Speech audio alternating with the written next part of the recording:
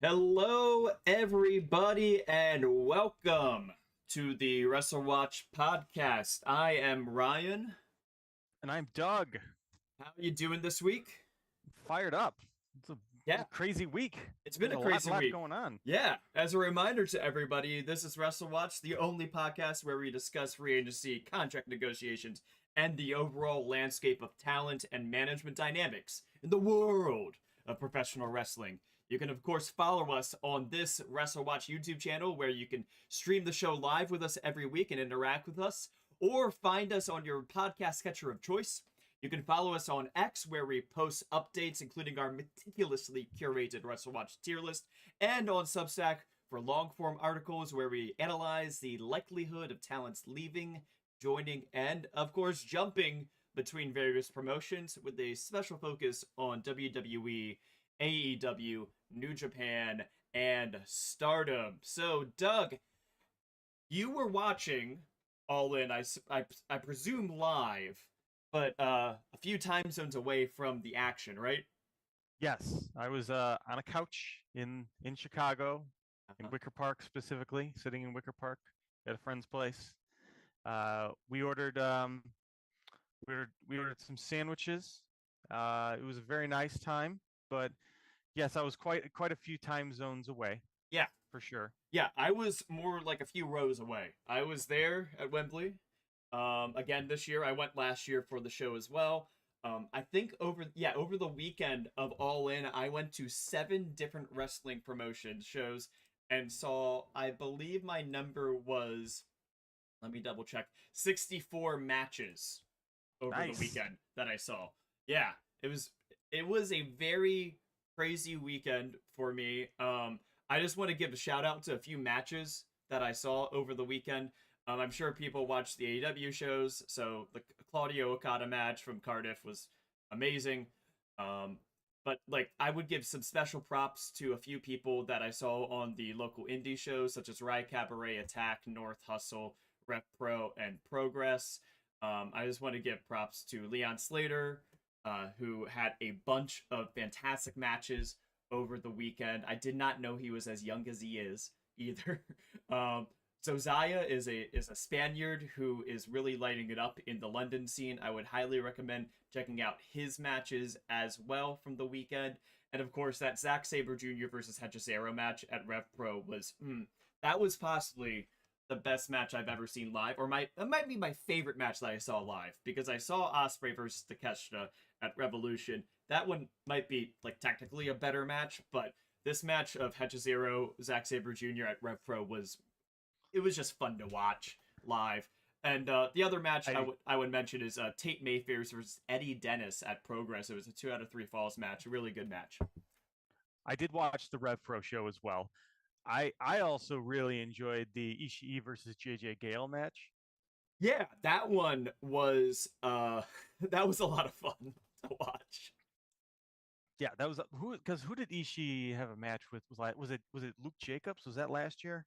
I believe that was last year's show. Yeah. Yeah, like that was great too. It's like, I mean, Ishii is just great in Europe in general, like Yeah. especially in the UK, obviously. And yeah, I really love that show. That's great that you're traveling around and seeing all these different promotions and Yeah. shows. I've also been to London twice. Seen I was able to watch shows in the Resistance Gallery before that shut down. It's a fun time. I don't know what it is. It's just a lot. It's a very close knit group over there in the UK. And granted, Yes. my experience was pre-COVID. It's completely different now, I'm sure, but I'm sure it sounds like well, you had a great time. well, yeah. I mean, pre-COVID also with because Progress, and that was also during like the NXT UK startup days, and Progress was kind of working with WWE to some degree as well. So things have really changed since then. Obviously, with the death of NXT UK, with Progress changing fully, their management is totally fully different now. It's a different ownership, different people running the show. So a lot of the, like, some people have gripes about them because of what they, from the past, things that had happened in the past, but it's a different organization almost entirely now. And it was a very fun show on Monday because um, it was a Monday show after a weekend of 50 something matches between every promotion, everywhere. There was a show that there were three shows in one venue for three of the promotions even on Saturday. So everything, it was like a comedy of errors at the Progress show. Like the bottom rope kept breaking during matches. And they just ran the intermission early just to fix the rope. There was like a bunch of mic problems. I think Tom Campbell was the ring announcer, and he lost his voice because of going to all the shows over the weekend. But like it was like a fun like like epilogue to the weekend, and everybody was there and happy to be there. All the performers, all the crowd, everybody was just happy to be there, and that was like you were saying, the vibe there. It was a very collegial vibe between all the promotions in London this weekend. So, next year they're going to be doing the same thing for the Forbidden Door weekend. All those promotions are already booking up their venues.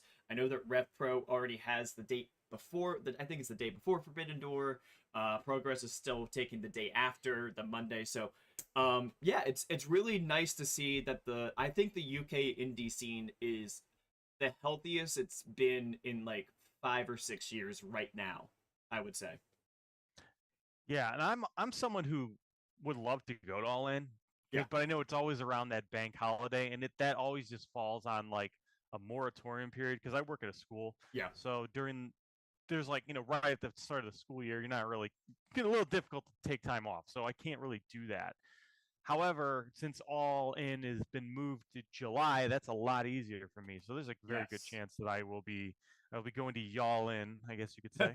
Yeah, and as one of our committee members pointed out, yeah, it was a Mania weekend vibe to it. And like the key though was that all the promotions were all working together except for that weird Eve TJPW show where they didn't have like anybody from Tokyo Joshi Pro because the Grand Princess is going on right now. So that was the only show that overlapped with anything on the entire weekend. Everybody was just working together and being good neighbors.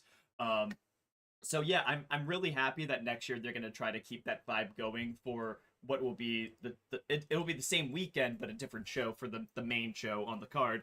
And I'm hoping that Y'all In will have the same kind of vibe, because a lot of people have been speculating that esports arena might be hosting some local shows. So we'll see if that happens, and hopefully you'll go to Y'all In. I think I honestly have usually I always kind of have at least a couple wrestling related travel things set up throughout the year. Mm-hmm. Usually, and this is like the only time right now where I can honestly say I don't have anything imminently planned. Yeah. Which is, it's weird for me, but I think it's also just I'm maybe getting a little older and winding down. But I remember like 2019, I was like on a plane like monthly. Like that was like right before COVID hit. Like it was insane what I was doing. Well, so I mean, I probably made up for it. Yeah, I mean, I think now that I'm thinking about it, this year for AEW, I went to Revolution and Forbidden Door and now All In. And I might go to Full Gear because it's in Newark, but I'll see how I feel about it. Yeah, this year I did Revolution, everything that was in Chicago, obviously, as well. Yeah. But as far as AEW, I think it was the only travel I did. But also, I feel like I got a lot of stuff in Chicago, so I didn't necessarily need to... You guys get 6 shows a year if you count Champaign, which the rest of the country does. Apparently, they do. Well, hey, 2.5 hours away from Chicago. But yeah, Chicago. You notice all those people sitting in the front rows, all the Chicago usual people. Yeah, it's all, you know them. They're always the same. The ref guy and the phone girl and... Hey, they were usually a little bit like sour faced at AEW sometimes, but when they watched that 4-way with Takeshita that was on Rampage, like standing ovation from all of those folks. So like that is like that was the sign to me. I was like, oh, this is a good match. I'm gonna give this a high score. We also got to see Jon Moxley win the IWGP title live in Chicago too. So, yeah. I mean, we got enough this year. Oh yeah, that was the other show I went to. Yesterday I went to Capital Collision for New Japan. Which was it was interesting because as been pointed, somebody was trying to a bad faither was trying to say, why is Mercedes the only AEW talent on this show? And I was like, half of the card is either AEW or adjacent, like. Grizzled Young Veterans were on the card. Lio Rush is on the card. Like, those are essentially now AEW people, or like Trish Adora, who's signed to Ring of Honor, or I guess you could say Ishii is like adjacent enough that like the American crowd is seeing him on TV every week right now, So it's like, yeah, he's under contract with New Japan, but like he's right now he's like essentially on excursion to AEW. So it was a lot of fun to go to the show. A lot of fun matches that were on that one. Grizzled Young Veterans looked great. It looks like that. Yeah, no, they were in a match with it was a three-way match if I remember correctly with the Tanahashi and Ishii, and then I can't remember the third team. Somebody in the comments will remember it. But Well, it was fun. It definitely sounds like Mercedes Moné needed that match. Like it was. Oh, that match was really good too. Yeah. Like exactly. because Momo's style is it come like people need to like warm up to it a little bit because she is doing a heel style that like the Joshi heel style is a little bit different from the Western heel style. And like there's like this energy of like a lack of energy, at the beginning of matches. So the crowd had to warm up to her, but by the end of the match, people were really into Momo. Yeah, she's fantastic. She's always been one of my favorites in Stardom. So, I'm glad that she's kind of found her niche, so to speak, because I know she struggled for a long time until she eventually turned heel. And I think she's really kind of grasped it now. Yeah, I know that some people are a little bit worried about hate, because they're like, they're becoming too powerful too quickly. And it's like, well, it's putting them over as a faction, I think. So yeah. All right, so I guess we should probably start talking about some of the stuff that happened in wrestling, because this has been, first of all, we were off last. We decided to not do a show last week just because it was going to be too difficult to do, and frankly, there wasn't a good time to do it that wouldn't have made the show completely, out of date within the next hour. Yeah. So we decided to just wait and do it all now. So we have a lot to talk about, actually. Yeah, we do. And one of the big things that we wanted to use that period for between the shows is to try to, get the tier list to being a little bit, cleaner, a little bit like more streamlined in how we're looking at promotions and talent and things like that. So we've updated our parameters for the tier list, and we look at this every few months to try to make sure things are appropriate to what the actual wrestling scene is in that moment. So right now, for the purposes of the tier list is a representation of the likelihood of a talent signing to a new promotion within a year. For our purposes, the promotions that we consider are the following. This is alphabetical order. AEW, including Ring of Honor, Bushiroad, which would be New Japan and Stardom, and then WWE, including NXT. The purpose of this is just that's the kind of talent that we want to be looking at. And it makes it a lot easier to look at talent because these are promotions that by and large do exclusive deals with talent that are long-term deals. A lot of the other promotions right now that are, I would say, like the next tier down, there's a bunch of them that do exclusive deals, but they might not be long-term, or they might be doing long-term relationship with talent, but they're not exclusive deals. So like NWA has been signing a bunch of people recently. But we're not sure about the contract length and how exclusive the deals are.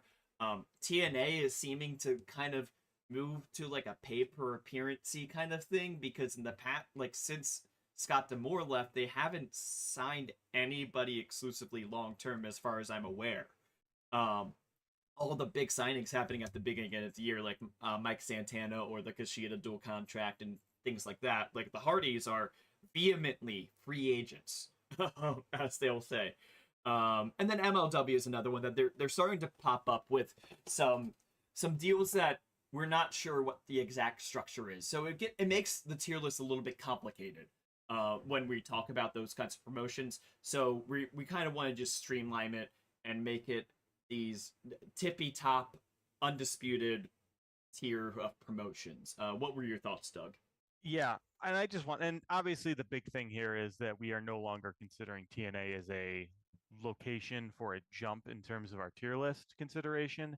And I know people had a lot of strong feelings on this, and I understood those feelings. And I just want to say this. I think that where we are right now, the tier list gets a little bit unwieldy when we consider TNA. Because at this point, first of all, taking aside the whole TNA maybe WWE aligned and almost acting as a feeder promotion, I'm not even going to consider that at the moment.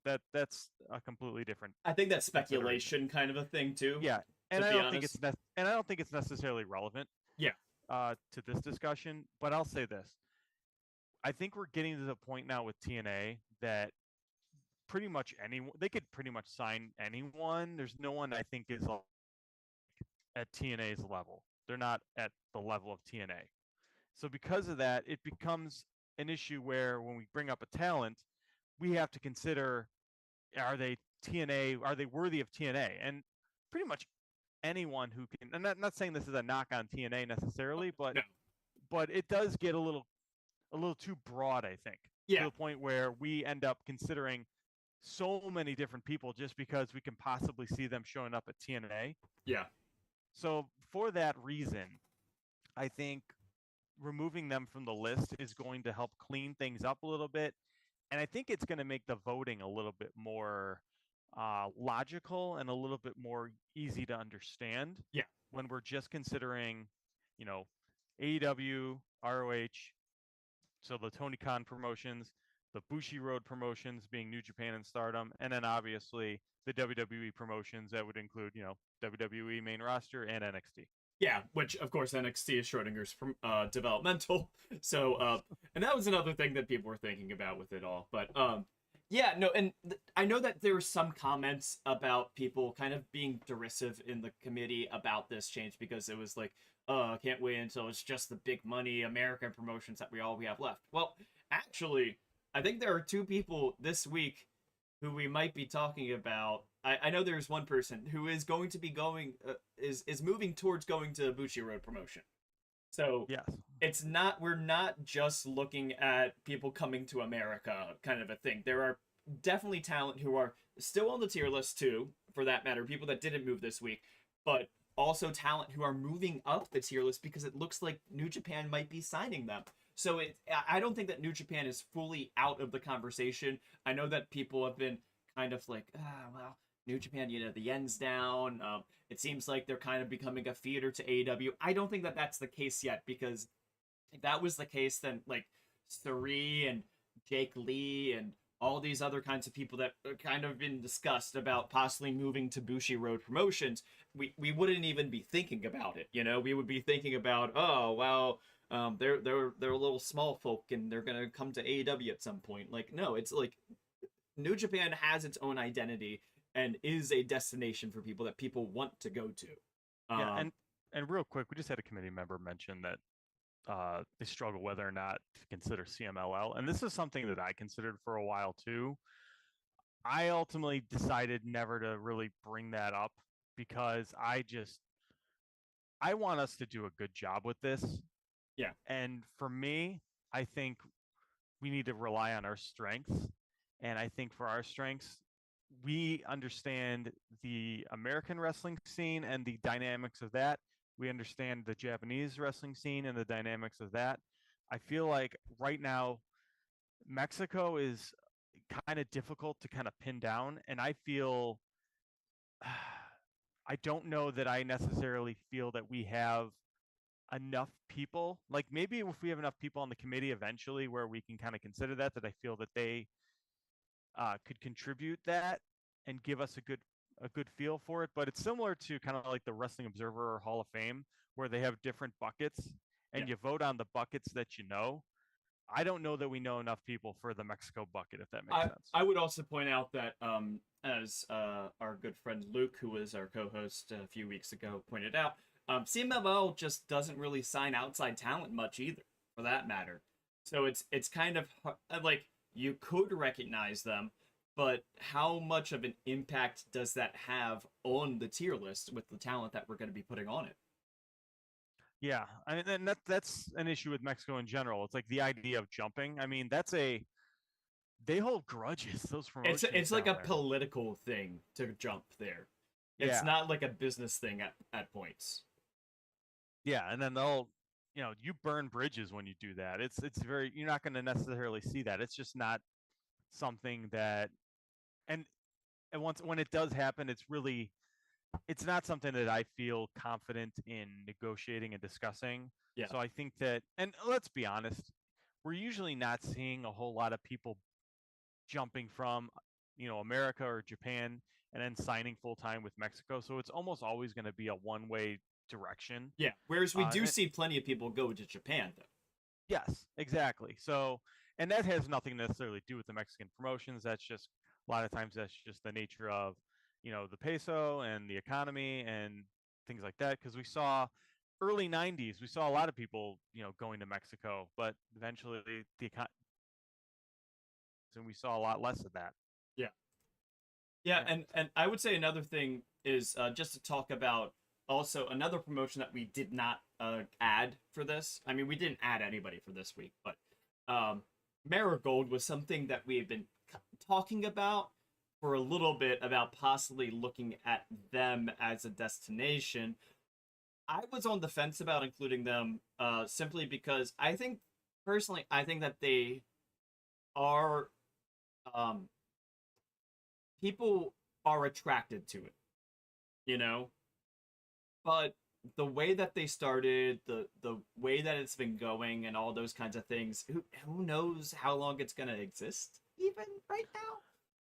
I don't. So yeah, Well, here I don't know that I would necessarily go that far, but I will say this in terms of free agency, which is obviously what we're focused on here, and the idea of Marigold, you know, swiping talent and signing talent away or bringing people in. It seems like right off the bat, the people that they got, they didn't get them because of any necessarily economic reasons. They got the people they got because they had loyalty to Rossi. yeah, And I think a lot of these, I think if they were loyal to Rossi, they would have gone already. yeah, So, and at this point, we're seeing questionable attendance from Marigold, to say the least, yeah, um, especially with their reporting. yeah, And I don't necessarily see a major growth path for them, especially when, as they're just starting, they're already talking about losing some of their biggest stars. Like yeah. Julia is going to be out the door soon. Um, Saria's still not signed with them, and she's their champ. So it's one of those things where I just don't know where. I mean, where's their growth from here? I mean, I don't you know look where at they go from here. Yeah, yeah, unless well, I know well, I know one place where they can go from here, and that yeah, and is then that's the yes, feeder. That's the feeder path. exactly. And then that in that case, it becomes a situation where I'm not sure what this is. I mean, is this just Japanese Joshi evolve at that point? Yeah. So that's why things are shaped up like the way they are on the tier list right now. As far as the promotions that we're looking at.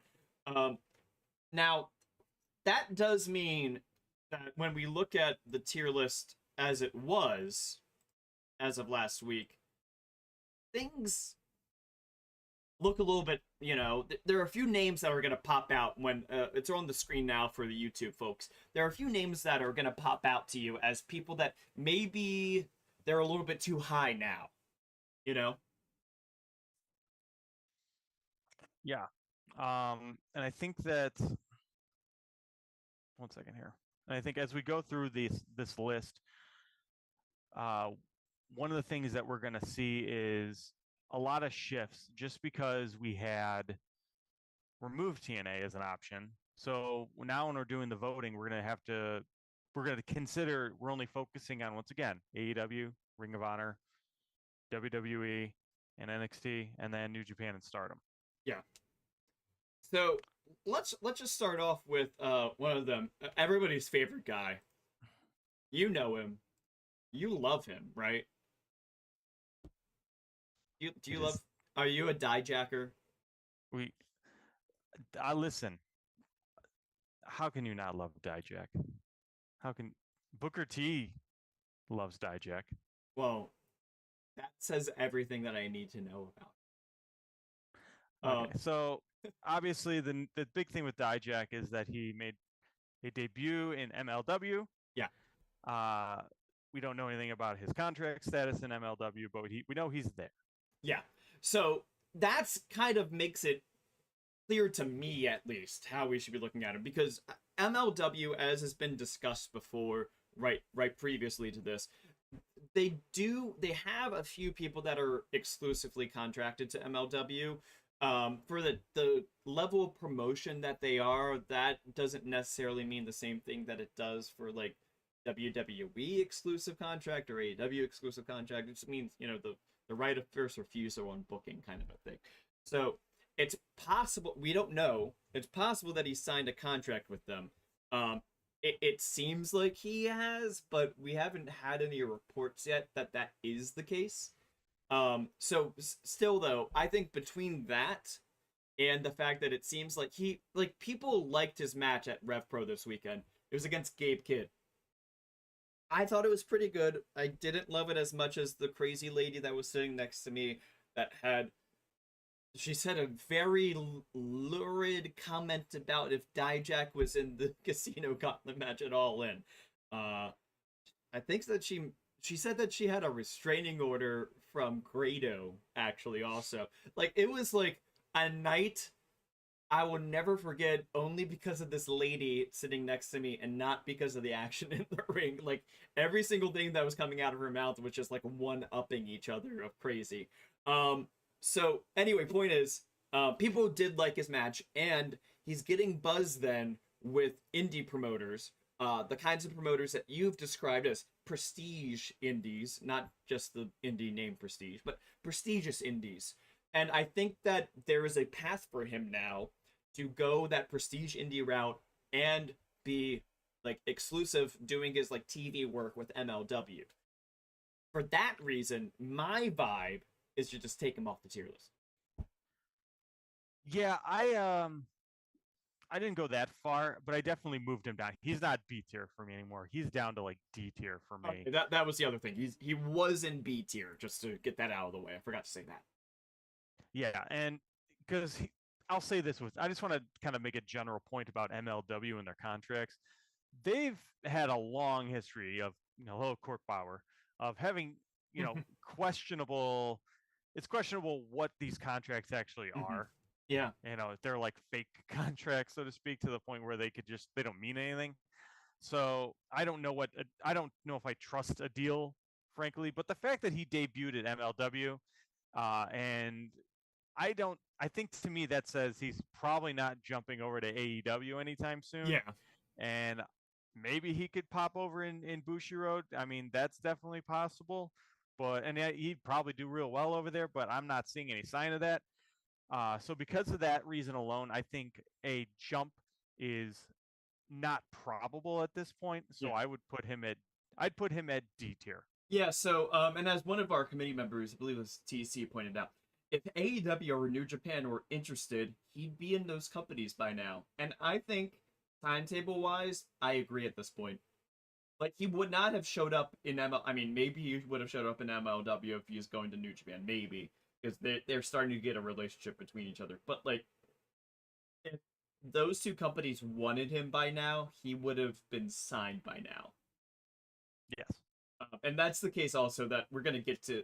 We might talk about Sheldon Benjamin at the end a little bit, because he was up for vote this week, just to peel back the curtain. He didn't change his position on the tier list, though, so that's why he's not going to be in the rundown.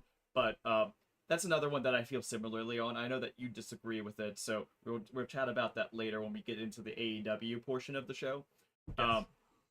So you say you said D tier, and I said just take him off. Yes. Yeah, so I think it looks like what the committee is saying, and we have some committee members on the line with us. He's going to go down to D tier for the moment. I understand that position. I could understand how there's still an outside chance that one of the majors picks him up, but I think that he's staying with MLW as his TV option, Yeah. And keep in mind, it's not like you can't work. People work MLW and New Japan at the same time. That's a Yeah, pretty they have a fairly robust working relationship. I yeah. mean, Well, people have pointed out Kojima, that people have yeah, pointed out that MLW is kind of taking the place of like the minor American TV promotion in New Japan's portfolio of partners. yes. Um, and then now it looks like Maple Leaf Pro is trying to become one of those prestigious indies also, which is Scott D'Amore's new promotion or revived He should have promotion. called it. He should have called it Maple Leaf Wrestling just so he could steal the acronym. Well, we stole it from My Little Pony instead. So, Yes. I So, anything else on Dijak? don't think so. I think that we covered him pretty well there. Next up is going to be the Hardys. They have vehemently said that they are free agents. However, they continue to show up in TNA every week. Now, the interesting thing, and this is what I pointed out before, was that it seems that since Scott D'Amore left, that TNA has not signed any major talent to long-term contracts. And if the Hardys had been signed, we would have heard by now that, you know, I think Nick Nemeth hasn't. I have not seen a report that Nick Nemeth is signed long term either, for that matter. He was somebody that was before Scott D'Amore left, though, for the record. But it feels like the last time that TNA signed somebody long term and exclusively was Mike Santana at the beginning of the year, and Kushida was in a dual contract. It's like they have like the exclusive American rights essentially to Kushida. Um, so I know that the Hardys had been talking to WWE a little bit ago now, but again, this is another one where, as TC pointed out, I would say if WWE were interested, they would have him right now, wouldn't they? I actually disagree. Okay. I think that there's no rush for WWE to grab them right now. I don't think they need them at the moment. Having said that, I definitely think that they're eventually going to go back there. Uh-huh. I think that is I feel very confident. I think that at some point WWE is going to see, hey, let's have another Hardy's run. Uh-huh. I think that's probably honestly, I think that's why they left AEW because I think that they know that I don't think that they were necessarily offered, a big money deal. I think they know that they had nothing to really do in AEW. They're just kind of there. Yeah, like Um, the best that they could do, I think, to get offered would be a trios title run. I could not fathom with the way that things were going with them in AEW of them becoming like tag champs, you know? yeah, and they had nothing going on. They were just kind of the fans weren't interested in them. TNA, I feel like, is a holding position for them until they can get something else. I think, listen, say whatever you want about wrestling promotions, pulling in old acts, but people, people like the old acts. They like the old pop for seeing them come back, and I think that they will that be happy in WWE to see them come back for one last run. They'll that get their Hall of Fame ring or whatever, and I that's why I think that I'm willing. I would I would go C tier with them. so I, that comment that you just made reminded me of something that I'm not going to name the name, but it is a currently signed AEW wrestler who I was talking to over the weekend at All In, and Jeff Jarrett got brought up because we were like, it's we talked about the Cardiff show, and the guy was like, "Oh my God, yeah, Jeff Jarrett's match was the best thing I've ever seen live." Like the atmosphere of it, because he was saying that he wasn't a fan of Jeff Jarrett growing up. Um, and then when he came to AEW, he didn't really know him at all. He just like personally, and he wasn't a fan of him growing up because like my world, all those kinds of things. And as he got to know him, he was like, "Oh wow, I really love Jeff Jarrett. He's a really great guy." And like the way that they've used him in AEW is like this guy, like he's never I mean, like as the heel in the first part of the run, never going to win the tag titles. Now they've like done the groundwork for so long that now people have turned around on him in the audience and they're cheering for him, and I could see them winning titles now. It's crazy. But like that's like I think that what they've done with that nostalgia run is like the perfect way of using somebody like Jeff Jarrett. Um, I think they tried that for a little bit with the Hardys, and it just never stuck. Due to like Matt being Matt, I guess, and Jeff having his problems outside. I think that you're right, and you've convinced me. I think you're right that there is more odds of them getting the nostalgia run that they want out of WWE than out of AEW. Yes. And I'll say this about Jeff Jarrett really quick. Who really was a fan of Jeff Jarrett growing up? Let's be honest. Growing up, I was not at all. I remember Intercontinental era Jeff Jarrett, not a fan. WCW World Champion Jeff Jarrett, really not a fan. TNA Jeff Jarrett, I didn't even watch, and I knew that was not good. I don't remember who said it, so I'm not, whoever came up with this saying it's perfect, but he at age 27 wrestled like a 40-year-old. Today at age 57, he wrestles like a 40-year-old. But I like retrospectively, I did kind of I respect I would say I respected the Intercontinental WWF Jeff Jarrett run. Now I can say that looking back. But yeah, and I mean, hey, look at what else he did. He got Taylor Swift and Tony Khan shaking hands, So like, ain't he great? Yeah. So yeah, go ahead. So I love how we were talking about the Hardys and we spent the whole time talking about Jeff Jarrett. Well, we're talking about the more important talent here, obviously. Yes, absolutely. So bottom line, though, I do think I always want to say Luke pointed out. Yeah, they had a triple threat Rampage tag match last night and beat Undisputed Kingdom in the Private Party. Like, maybe they're getting geared up to challenge the Young Bucks. There you go. That would be heat. It's so funny because it's like, yeah, Jeff Jarrett. Now he's the one getting the heat against him. I'm sorry, I'm keep on going off topic because that's fine. So here, what do we have the Hardys? So yeah, my vibe is D. Okay, and then where'd the committee decide? The committee went with D as well. Oh, okay. Okay. And I would say that it's because of what they're doing with TNA. I feel like people are feeling like there's less than a 50-50 shot of them going to WWE right now, like in this moment, That's fair. Yeah.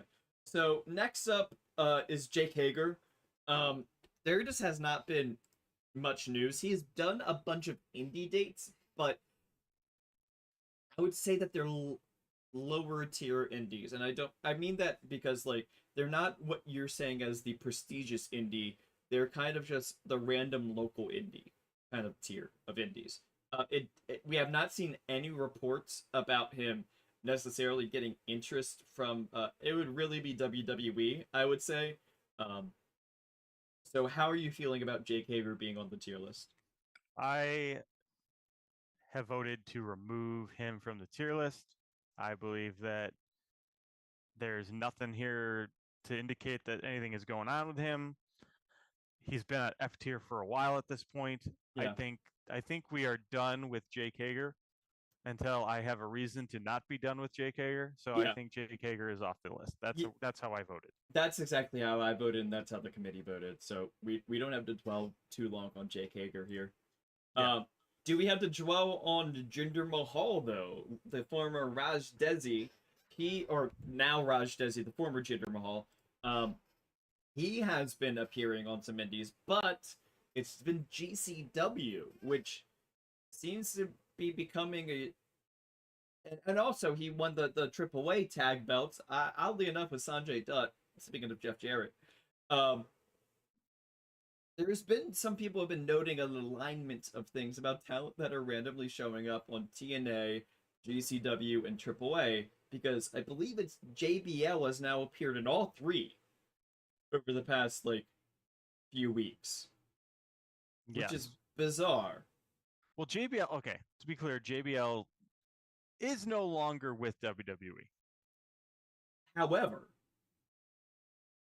he kind of, it's like he's one of those people where even if you know he's no longer with WWE right now, the way that I would put it, as we've talked about before, it's Fed adjacent. He's a Fed adjacent talent, you know? He is. He's also a guy. I mean, I maybe this is me giving WWE too much credit, but he's also a guy who has had a very problematic past, to say the least. Yes. He's someone who, given the state of the company and what they've been going through, he's maybe someone you don't really want around anymore. And frankly, he may be someone who is a lot closer to Vince than people think. Yeah. Um, so I would not be surprised if he is someone they don't want to touch with a 10-foot pole right now. Yeah. And that could be like why he's out and about. So, but that's And he's that's out, another discussion. I'll leave that alone. But he's out and about in promotions that are kind of partnery with WWE, friendly at least with WWE, which kind of raises your eyebrow then, I would say. And that's that's where Jinder Mahal has been going. He's been doing GCW and AAA. Yeah. And here's the thing. He's been doing a good job, a much better job than he did that last time that he got cut before coming back and becoming world champ. And maybe it's because he's a former world champ now, so it gives him a little bit more cachet after actually having a legitimate main event push. But in my opinion, I do think that because right now he's at F tier. Yeah, I think that's a fair spot for him. I might even be willing to go up to D tier. I'm kind of in between the two in D and F. Oh, really? So yeah. you think that there is not? I mean, you still think that there's a chance that he's going to be going to AEW or New Japan? Yeah, I think there's. I mean, I think there's a small chance. Like I'm not betting money on it. That's why I'm like D and F at him. But I think that there's a chance that he could show up at one of those spots, even if it's like in Ring of Honor or something like that. And once again, I'm arguing for a very, very small chance of this happening. Like I'm pretty sure. I voted F tier on this one. Yeah. So I mean, F is like relatively speaking, like 10 or 25% confidence. 25 like. As AJ, a committee member, pointed out, they said that they voted to hinder the Jinder. He's another person that would have been picked up already if AEW or New Japan wanted him. I agree. I think that he's another one. Like, I think that there's been enough time now that we can say it's probably not happening. Okay, here's my counter to that. Okay. My counter to that is that he's doing some more interesting things right now than he had ever done prior. I think he's making a genuine effort to try to build up his cachet a little bit. He's trying. But my counter to that is the promotions that he's doing that in are not ones that normally people go to do that. Okay, counter to your counter. Okay, bring it. In 2024, what are the promotions that you would consider to be doing that now? Because GCW is still, say whatever you want about GCW, it's still kind of the premier indie. I would say I would say Defy, Prestige, DPW. I would say that we'll see what the Maple Leaf Pro show is, but I would put them in that. I would say Rev Pro and Progress. Okay, I would argue he's not good enough for those yet, but I think and he does not have necessarily the presentation level and the street cred to pull that off. Yeah. And then I don't think they would book him because I think that does look poorly on those promotions. No offense to Jinder Mahal or Raj Desi. But yeah, like because if he like for example, if he showed up at Progress or Rev Pro this past weekend, I don't think the crowd would have reacted well. No, they would not have. And like Dijak, they react well to, though. Yes, and I think that he has a lot of stink that he needs to get off. Yeah. And right now, I'm fine with him kind of doing that at GCW to kind of reinvent himself. You take a look at, obviously the perfect example is going to be Matt Cardona Yeah, and what he's done. yeah. He's trying to do something. And that's why I'm not ready to take him off the tier list completely yet. Yeah, and I will say that I do understand where you're coming from. Where GCW might be the biggest indie right now in America, although I would say that they don't have the biggest cachet right now, if that makes sense. And speaking, I'll say this though. Yeah, no, they don't. They don't. They absolutely don't. Like they But we they talk had it about for a them. moment. They had it for a moment. Yeah, and we talk about the alignment between WWE and GCW. It okay. Has there been any real like working relationship outside of Bloodsport? Because in a lot of ways, I really feel like Well, that's Josh Barnett's baby, and he's just doing his thing. yeah, so there hasn't been anything outside of Bloodsport in like the things that are billed as GCW or JCW proper. Although I am I am raising an eyebrow to the fact that a bunch of folks that have been released or have left, mostly the released people, but have left WWE recently, that we don't see showing up at what we were saying the prestigious indies. They're doing the circuit of GCW and AAA, and it's raising an eyebrow to me. Um, to see a bunch of those kinds of folks going and doing those shows. Like one is just an interesting thing. Two is a coincidence. Three or more, it's like there's something going on there. I think like not necessarily a working relationship, but maybe like a suggestion of hey, well maybe Brett can book you. I'm just saying. That's my smoke. That's smoke. That's Okay. vibes. That's not Okay. news. That's not news. That's fair. And we'll go from there. So the committee decided to remove Okay. That's fine. him. But yeah, I think that as TC is saying, Jinder, though no fault of his own, has baggage that makes it hard for other indies to commit to him. Um, and that's fair, and that's kind of what you were saying. Yeah. I'm just saying that I think he could prove himself, Yeah. but I have him low. Well, somebody that you are a big advocate for is I think this might be the last one of this bunch of people is Trevor Lee, which some people might know as Cameron Grimes. He has been working around the indies as well. He was on Rev Pro actually, and had a fun match on Rev Pro a few weeks ago. Um, how are you feeling about his odds of, and again, now we're talking about essentially him going to either AEW or New Japan? All right. So this is one where I think he's someone who he can work the prestige indies. He does have that ability. He does have a strong, work rate.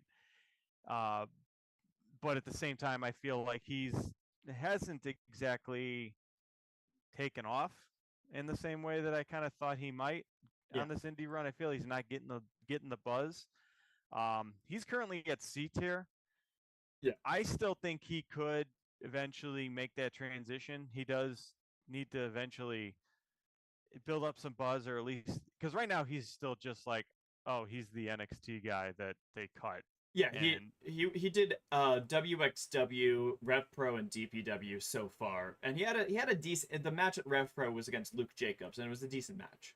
yeah, and I think that's the issue with him. I mean, I think that Mustafa Ali has been doing a decent job of kind of building up his buzz recently, especially at a time when I felt like he wasn't before. I think he's putting in a lot of work, and I think Trevor Lee is trying. I still think he needs a little more time to kind of get that off before he would jump somewhere. Like, would AEW grab him? Yeah, I don't think they would right now.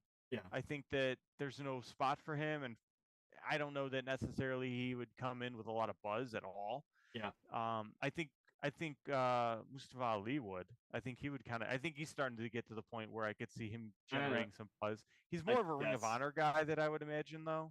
Yeah, like I At this was point, I was at the New Japan show last night, and they ran back the Hiromu match with, and it was a good match, but like I just personally, I didn't get a lot of aura from Mustafa Ali.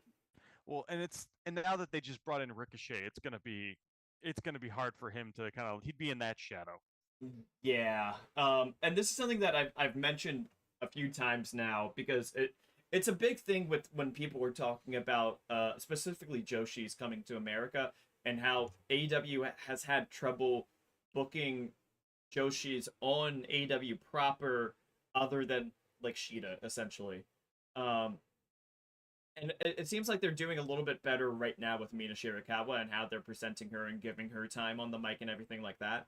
But overall, they haven't had the best history of really prominently and deservedly giving a stage to the Joshis that are coming in. So people have been concerned about that, and we're saying, well, like somebody that we're going to talk about next week is Mayu Iwatani, I think. Um, Yeah. is that it seems like she's getting offers now from AEW and WWE. And I think that the discussion that was happening, I know that we're getting off topic, but like Well, it's kind of related. No, we had we were having there was a discussion about Yeah. whether or not she would fit in. And like the point that it was leading to was like for Mayu, it's like WWE, she might not go as high as she would in AEW. The problem is in AEW they haven't had a proven track record on the quote unquote main roster of AEW with Joshis who are not Shida. Rio had a little run, but like she doesn't get long storylines. Yuka didn't get long storylines. Mina's the first one that's getting that. But Ring of Honor, if they go and continue with that model that of a residency model for Ring of Honor, it really helped highlight the talent that they had there, and it had the crowd actually engage with the talent that were there. And I think that if they continue that path for Ring of Honor, of having it feel like its own distinct thing and have its own shows and stuff like that, even if it's just, tapings that are done in blocks, people that are like those Joshi talents like Mayu or Sari would work very well in that environment because it's the sicko show, They just need to get 1,000 sickos to come to a taping in Chicago and New York and Baltimore and Philly and Texas and Florida. Get 1,000 sickos, and that's easy to do for people like that. It's hard to get people to have bought tickets for a Dynamite on the pre-show, and you're gonna try to introduce this Japanese sound that nobody really knows about, and that's the Trevor Lee situation as well. I think that it would be hard for them with as you said, with Ricochet on the roster, for people to really get behind wanting him, and wanting him to move up the card. But I think that if Ring of Honor had its own residency style and all those kinds of things, he's the kind of guy that would thrive in that environment. So that's the pause that I have on him right now of ending up in the AEW orbit, is that I'm kind of waiting to see what happens with Ring of Honor, because like I think that if Ring of Honor is still just pre-show for Collision, it's not going to be a great environment for him, and he might be better off staying doing this prestige indie route, or what Mustafa Ali was doing as well, as a similar case that we were just talking about, doing New Japan Strong shows and hopefully getting over and doing New Japan proper shows. I think that he would do well in New Japan. Trevor Lee would. I think he would. And as you're saying, he's it's kind of like Jinder. He has to get some of the stink off of him a little bit, but he's already starting at the prestigious indie level. So there's a lot more confidence already in him among promoters, it seems like.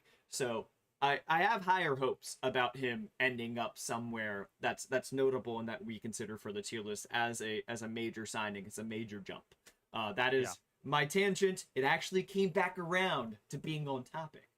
Yeah. But he is one that I think is going to be impacted by the TNA being removed from the list significantly. Yeah, that is the other factor in that, yes. Yeah, so he was at C tier. I personally am moving him down to D. Yeah. That's my vibe exactly as well. Is that like I think that he would also fit very well in TNA's X Division right now easily. And the photo that we have of him on the screen for people watching on YouTube or really for the people listening on the podcast, it's a photo of him as X Division champion. So that that's why I agree. I think moving him down from C to D is the prudent thing to do. Um, yeah, as TC said, I just said impacted, or you did. So, and that's where the committee went, was just moving him one step down from C to D. Yeah, I agree. I'm happy that we're in agreement. The next person we're gonna chat about is, and that's the end of I think those folks that were questionable due to the TNA thing. This is now somebody that is don't worry about that. It's a 50-50 ball about which promotion she'll end up in. Well, I mean, it's 50-50 of which promotion. It's not 50-50 of if she'll sign at either one. It's Becky Lynch. She obviously did not show up at All In like some people thought she might. I thought she might. I triumphantly at the beginning of the month said she will end up on the card at a stadium show this month, and she did not. So I was, as the people say, wrong. Well, hey, we still got what? We got 12 more hours in this month, so yeah, she could show up on Collision tonight, in Sioux Falls or South Dakota or wherever they were at. I'm sure that's a stadium, right? It's a big ass show, yeah. I mean, like, hey, South Dakota has Sturgis, and they did big outdoor shows there for WCW. Ergo, we might hear today Tony Khan announcing, "We're moving the show outside, baby. It's a big one. Tune in tonight, Rampage." So Becky Lynch was D tier. She was D tier. The vibe thus is that, as some reports have come out, is there is a vibe that she's probably going to go back to WWE, but there's nothing reported saying that they've even really had contract negotiations from what I'm hearing of recently. It seems like she's having fun as a mom, mostly. Yes. That's what I'm hearing as well. So I'm chill with moving her down to F for now. I know what I said. I'm going to keep her at D. Okay. And largely I say that because, as you said, there hasn't really been any negotiations. There's just this kind of feeling that she might stay, and I tend to agree she's going to stay, but I still feel like there's enough uncertainty that I will keep her at D. So I'm fine. I voted D. Well, unfortunately, she's moving to F. And that's fine. Next up is, okay, this one's interesting. This is someone that I'm not sure about putting on the team. Okay? Her name is Bozilla. Have you heard of Bozilla? Yes, I have. I've seen a decent amount of Bozilla. Because you're a Marigold member, right? Yeah, I kind of am. I mean, I've watched all their major shows. As much as I'm weird on this promotion. Oh my God. And I keep watching it, and I love every show. I really want to watch. This is good stuff. You're Rossi pilled. I am. Oh my God. Is this an episode of WrestleWatch? It always is. It always is. Oh man. We've missed this segment of the show, WrestleWatch. We are back, baby. Yes. Oh man. It's been so long. As you can see also in that photo, Sari, for the people listening at home. Yeah, so this is an odd one of a story because it's only one source and it was Japanese, okay? But there is an article written in Japan about Julia wrapping up her time in Marigold and moving to America and moving to WWE, and they got some quotes from Julia about, wrapping up and how she felt about her last matches and looking forward to NXT and blah, blah, blah. And then there was this one line that said that Bozilla will be joining her in NXT. All right. So normally I would think that, okay, Bozilla is someone that we barely ever put thought into. Correct. Yes.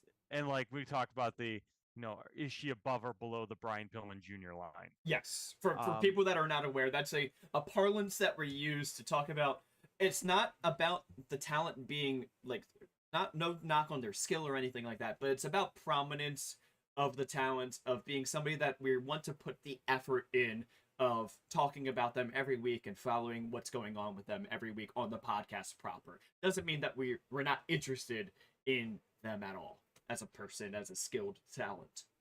Yes. So here's the thing with her. First of all, it's a Japanese source, and a lot of times these Japanese articles they work with promotions, Yeah. and a lot of times they're in kayfabe, and it's questionable. Even Tokyo Sports is kind of like, you know, Kayfabe-ish. yeah. So it's like you got to take that with a grain of salt. Having said that, Bozilla, I would not be shocked at all if WWE was interested in her. I mean, she is she's exactly what they look for. She's Someone got the look. she's got the look. She's second generation, so they like having that Pedigree. that family lineage that they can always tie to. Well, And she's Paul someone who Levesque has actually loves pedigrees, so yes, absolutely. And then on top of that, she's someone who hasn't been doing this for very long. So she's someone that they can shape to their style exactly how they like. That's what they look for. yeah. And even if it's ultimately not what they end up pushing, because they always end up kind of going to the people who, were 15-year veterans somewhere else and became great talents, and then they end up pushing them over their homegrown talent a lot of times. She is what they would sign. Yes. And she is what they would like to have in the performance center, like Yes. in every stretch of the imagination. But because of that, I also am taking this with a grain of salt, but it was enough for me to put her on the tier list, so I went F tier. Okay. I was a 50-50 ball on whether she goes over the line for me. As being prominent enough of somebody. But the thing that made me want to put her on is that this just there's this thing about her that the rumor goes that Rossi signed her because he couldn't get Megan Bain. And for that reason, she feels prominent enough then, right? Like she was the replacement person for somebody that like we have on the tier list, and she's going to, it sounds like possibly the rumor is, show up in one of the promotions we follow. So I went with C tier because of that. Because like also with what we were saying about Marigold, where it feels like maybe they're just like feeding talent over to America for WWE. And this article, which again could be in kayfabe, could be working with the promotion, is kind of feeding into that thought process. So it seems like the committee agrees with you though, and they want to just keep it tepid and put her in F tier for now. F tier is a good place to just kind of like monitor, so you keep them on the radar. Yeah, and she's someone to me is like textbook, keep on the radar. Yeah, we have a bunch of people in F tier that are just that right now. But like there are some people that are that we have a little bit more, than just one Japanese source on. So it's still a source, to be fair. It is still a source. Yes, and so I'm intrigued to see if folks, if like the reporter class of people start to pick up on that article, because like it went pretty kind of under the radar, honestly. Yeah, like we like to like kind of pitch or say that oh, it's silly source, but I mean there's a lot of people in F tier that I would almost argue are just vibes. Yes, there were a bunch of vibes down there. Yeah, so it's like at least this one there's something hard and concrete to point to. Yes. And I just wanted to, because I don't think that we didn't move Suri of her tier this week. Just wanted to say, I love Suri. Yeah, there's still, even though Marigold isn't going to be added as someplace that we're looking at as a possible destination for these major talent, she is a major talent. And she still has the potential of going to Stardom. There was buzz about her signing with them earlier this year when she was doing that Mayu Iwatani match and that program in Stardom. So there's still a possibility there for that. Yeah, and that's my biggest issue with Marigold right now is it just feels like I don't see the growth potential at the moment. I don't see the direction. And then their world champion right now is Not signed to current them. is currently not signed to them, and the biggest star that they have that is signed to them and it's gonna be, and that I feel confident saying it's gonna be sticking around a while is Utami. Yeah, but it And feels like it's like a one-person promotion at that point, you know? yeah, it's like I don't know what they're doing. Yeah. So I don't like where is this gonna. You asked me where this promotion's gonna be, creatively in 2 years, and it's like I have no idea. Yeah.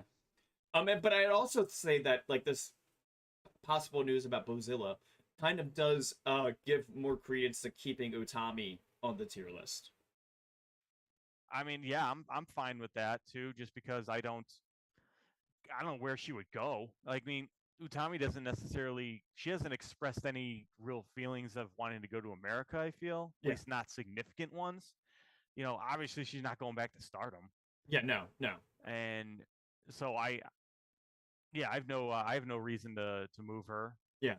I'm fine with keeping her there just until we see a direction. Yeah. Because she's still like a massive star. She's one of the biggest stars in Joshi. Yeah, like yeah. So I'm fine with that. Yeah, I think that like we're gonna wait and see, and that has been this week's episode of WrestleWatch. Oh man, it's been a while since we've had a WrestleWatch segment, so I'm happy that it was a beefy segment there. Yes. So the committee went F tier on Bozilla though. Yes, indeed. Just put her on, see what happens. All right, moving on. Moving on to another one from the Japanese wrestling sphere. It's Jake Lee, who I know that there are people that don't really like his style of ring work. I actually kind of like it. He also is extremely over with the crowds in New Japan, which is good news for him and for New Japan because people thought that after the G1 he would go back to Noah as thinking that it was just a storyline. That was me. That was my opinion. I thought that it was just a storyline of him leaving Noah and signing with New Japan, signing with the War Dogs and all those things. He's being booked on further New Japan shows after the G1's over, which is giving a lot more credence to the belief that he's actually full-term signed to New Japan, that he actually did leave Noah. We haven't gotten any reports yet saying that this is 100% the case, though. So, Doug, what is your vibe on Jake Lee? Where do you think he's going? What do you think's going on? Can I combine the next two people? Yeah, so the next one is going to be Kaito Kiyomiya, right? Yes. So here's the situation. I feel like we're having the same discussion about Jake Lee that we had about Kaito Kiyomiya like a year ago. Yeah. Where everyone was saying, "Oh, Kaito Kiyomiya is getting booked all the time in New Japan. He's doing all this stuff in New Japan. He's in these storylines with Okada, and he's in this and they think it's just a matter of time before he leaves Noah and goes to New Japan, and then it went nowhere. And frankly, and I'll start with Kaito Kiyomiya.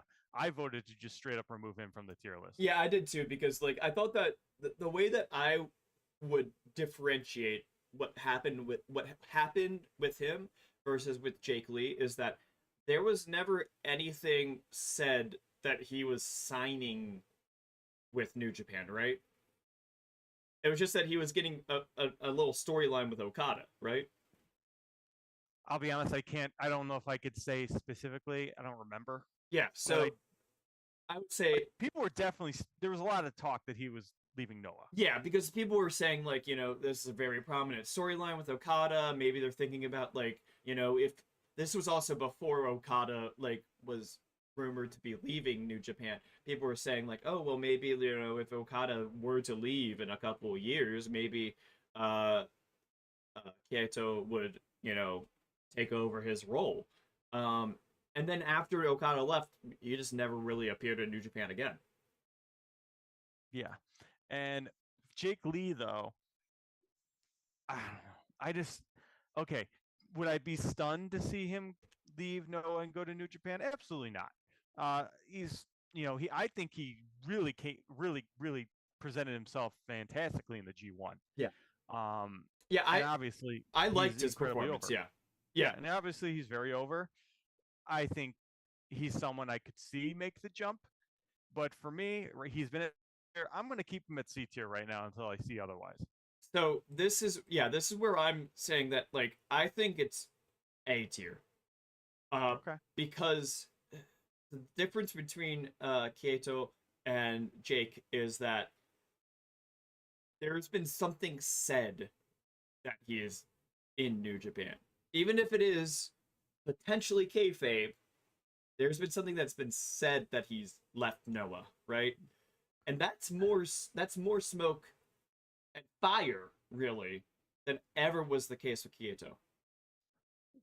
This is just, I think this is the issue with Japan in general, because we also had uh Nakajima doing this stuff where he's like toying with like where he's at and doing this work shoot stuff. So it's so hard to tell right now in Japan. Japan is just so weird with this.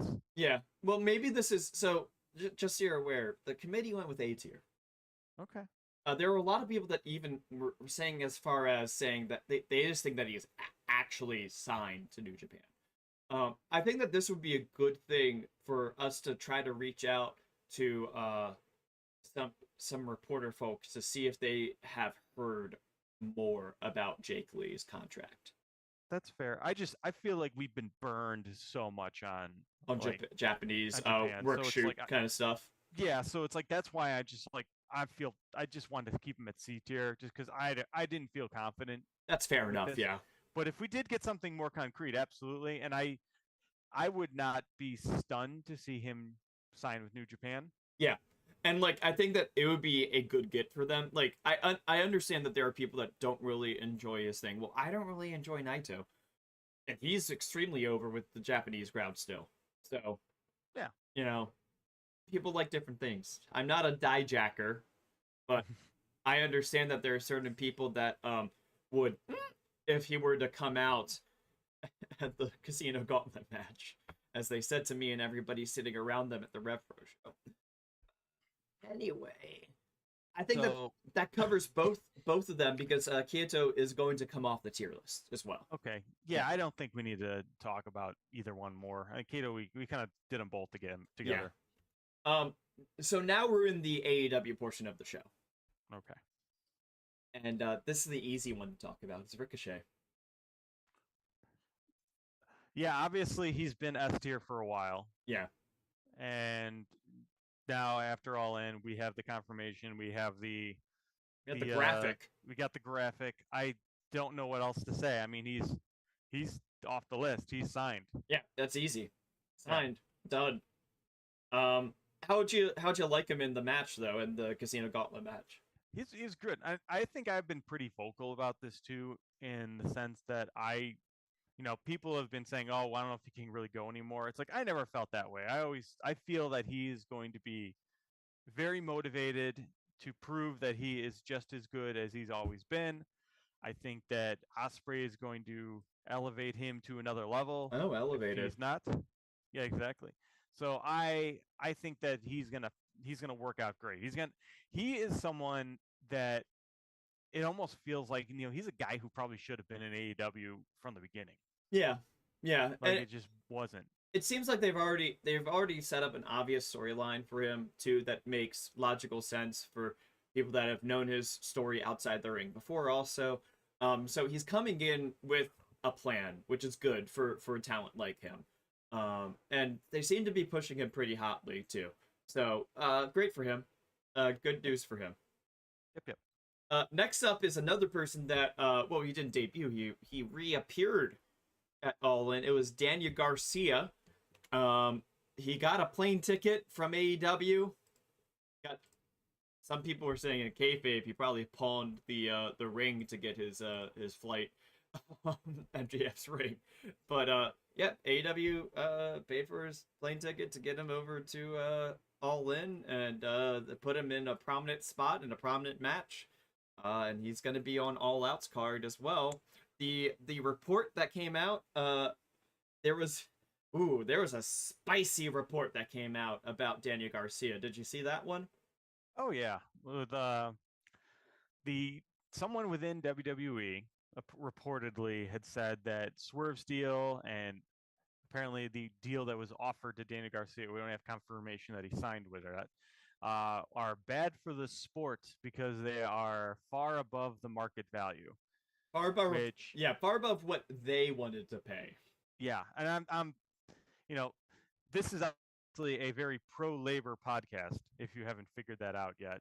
And we definitely talk about the idea of, these, having multiple promotions working against each other, driving up the cost of labor, giving talent more leverage is a good thing. Yeah. We all say that is a good thing. Yeah, well, And even like it reminds me of the interviews and stuff and the promo that Bryan Danielson had this week, where he said, like AEW is great to have in the industry only because even just because it is a stable alternative brand, yeah, and the fact that WWE or someone in WWE, we don't know who said it. This is an unnamed source. Said this quote is demonstrating exactly why it's important that competition exists. Yeah. Yeah. Yeah, and yeah. So based off of this, Daniel Garcia was at F tier. Correct. I chose to keep him at F tier. I know some people want him like completely off and just like, well, I think this is a sign that he signed. I don't know that I buy that. I think that there's a chance. I think, okay, would I be stunned that he signed? No. In fact, if I had to guess, I think he is probably signed. I think he did take the deal. Yeah. But I don't have confirmation, and I think there's still a very good chance that maybe this was still a attempt to kind of persuade him to sign, and maybe they know that they're going to work this deal, and then if he signs, great. If not, then MJF will just beat him, and that'll be the end of the storyline. Yeah, I mean that's a definite possibility, but I think that, and this is something that we'll talk about with another one of these people in this AEW section. I think that they would not have given him so prominent of a spot on the show if they weren't confident that he was signed or about to sign. Like, Can see that. Like it on all in. Like, Yeah, I think that but they would have just not had him fly to London if they weren't confident. I think that they would have just had him show up on Dynamite this past Wednesday as his return. and and there is someone else. Yeah, there's someone else we're going to talk about later that I kind of have a similar. In a similar situation. Yeah, are you talking about Saraya? Yes. Yeah, there's a similar situation with her with that, but I think that the difference is that, well, Daniel Garcia is not British, so they had to get him a work visa. They had to pay for that. They had to pay for his flight. They had to pay for his hotel. That is a lot of investment on somebody that you could just have flying into Champagne. Well, here's the other thing. It makes sense. It also did protect MJF a bit. Yeah, but you could have had there were so many other people that you could have, done that spot with. Kyle Fletcher, is another one that you could have just done. Fletcher is the spot with that, He was already on the card. Yeah. Like, well, yeah, so that's my vibe on. Or you could have had Oku show up if you think he signed. You could have had Ricochet run back out. Like, there are plenty of other options of people to do that spot if you're trying to do it in a way to protect MJF. But if that's the only thing you're trying to do, but if you're trying to build a long-term storyline because you have somebody that you've resigned, you bring that specific person out. Yeah, and I'm also I'm arguing essentially what I think is not happening because I think he did sign. Yeah. But I'm basically arguing that I could see a situation where he's still not signed. Yeah. I would not. I would be a little surprised if he's not signed because I agree. I do think that they did do a lot for him, and they did.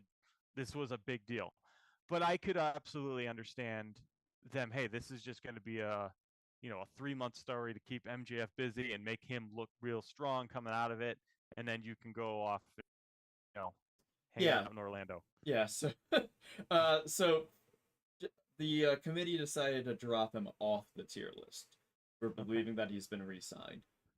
So if it turned out that he didn't resign, I'm sure he'll be in S tier next week. Yeah, if he did not resign, I will say this. If he did not resign, I'm going to make a giant victory lap because I was the one who is trying to keep him on the list. Next up is Lio Rush, who is someone I saw last night in DC on the New Japan Strong show. He had a match against Abe Kid. It's a really good match. With him. He had the hometown pop and everything. Now Lio Rush has been appearing on AEW programming since the build up to Forbidden Door. At that point, he was being billed as of New Japan for the build to Forbidden Door. So that's the way that they were like looking at him as a person on the card for Forbidden Door. He's then continued to appear on AEW since then. He was very prominent on the Arlington residency, and now that they've expanded Top Flight from being just a tag team to being a stable, he is a member of that stable. And now he's continuing to appear with. They put him on the card for All In, for that matter. He did the show in Cardiff and All In, and he flew back to America and worked AEW and New Japan again. So the vibe, thus, is that he's probably signed, right? Did you see the Tony Khan flight thing too? Somebody what? So I voted. I voted to keep him at B tier. However, and then after this was after I voted. So that was last night from Capital Collision. He was put on Tony Khan's private jet to Oh, get him back for Collision in time. yeah, And it's Jover. So to me, that was like, okay, no, I went to A. So I voted B, but I'm changing it to A. He's A. I think I voted S, but that makes me feel like it's over. I mean, that's a big sign right there. I mean, granted, that could just be that Tony Khan was there anyway, because I assume Mercedes Monet was on that. Well, maybe not. I don't know. She might have been on that flight to DC, but not back. Yeah, this is a good point. She doesn't work Saturdays. No, she does not. Brother. She's partying with Okada on Saturdays. So she's, anyway, I went A. She's why JBL gets the other world title. Yeah. I went S because I think that there is enough fire that he is signed without reports coming out though. But based off of that new information, I understand why the committee has decided to just take him off the tier list and consider him as being signed. Yeah. Like, I think it's understandable at that point because, like, I would rather us wait around to get hard confirmation before doing that, but I understand why because, like, it's possible that he just never gets the graphic, like how Ibushi was just appearing for months on AEW before they were like, oh yeah, we've got the graphic. Here's the graphic.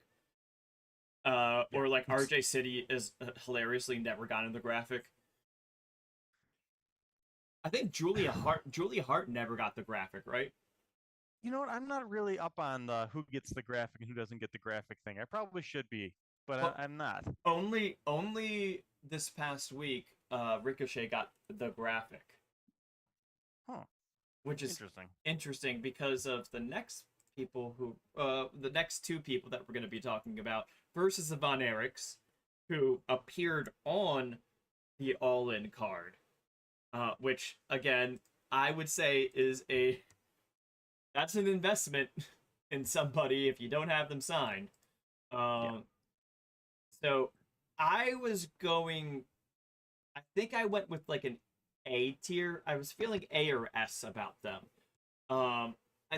I'm not as bullish about whether or not that means that they're definitely 100% signed and it's over for them on the tier list. How are you feeling about them? I went A tier, yeah, especially since they're still the champs and they were at All In. Yeah, and I think they're A tier. But I would not fault S tier. I mean, would you fault that the committee has decided to just consider them signed to AEW ROH? I probably should. They probably are. I think this is just one of those things where it's getting a little trickier, and they seem to. I don't know how loose they are with ROH. That's the other thing. It's like because they're putting belts on people, but I don't know what that means in terms of ROH. Yeah. I mean, if this was an AEW title, I would say no, they're locked up. Yeah. but then at the same time they went and put them on All In, which is not something that they did not do with every other ROH champion. Yeah. They Athena wasn't there. I think it's becoming clear that I'm a lot more careful on giving the S out than a lot I'm of. I'm also a lot more careful, and I think that that's something that we might need to Yeah. discuss with the committee. Yeah. I'm also a little more careful, it seems, on the removals as well. I'm usually also. Yeah. Which, once again, maybe, I'm not necessarily, maybe the committee is probably right on this. So it's like maybe we're just wrong, but I went A. Well, they took them off. Okay. That's fine. Listen, I'm not arguing about, I'm not going to fight about that one.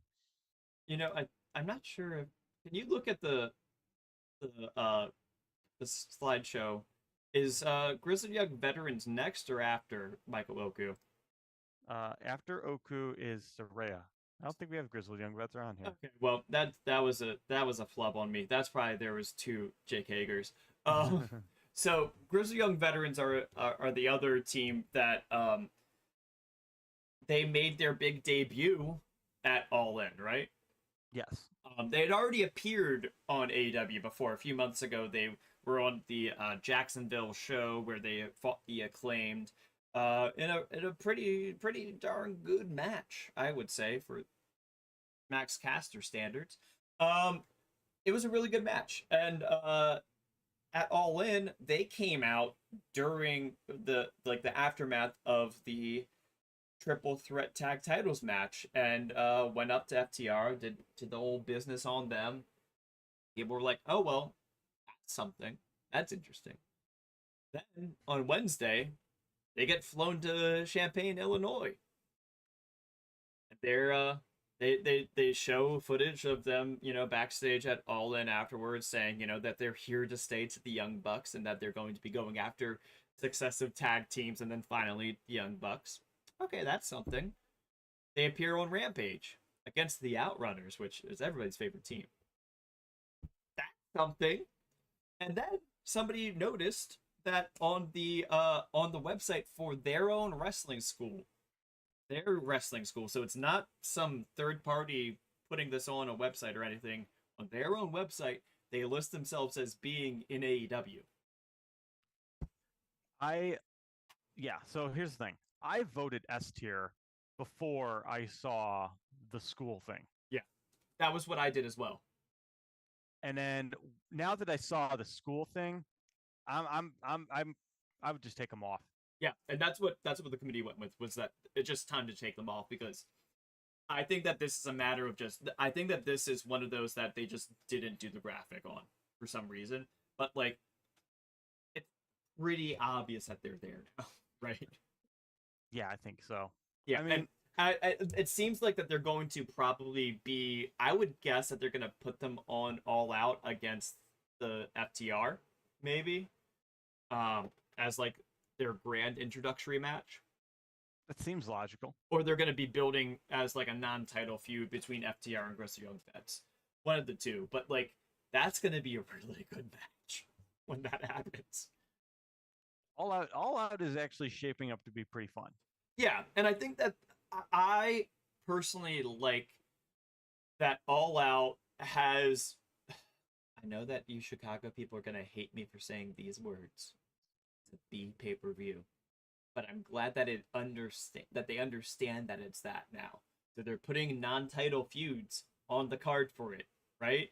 They're not feeling the need to have every championship defended, every world title needs to be defended. No. What's the hot story right now? What's the feud that we want to feature on the card? So we got MJF versus Daniel Garcia on the card. That would not have been on the card for All In, that's for sure.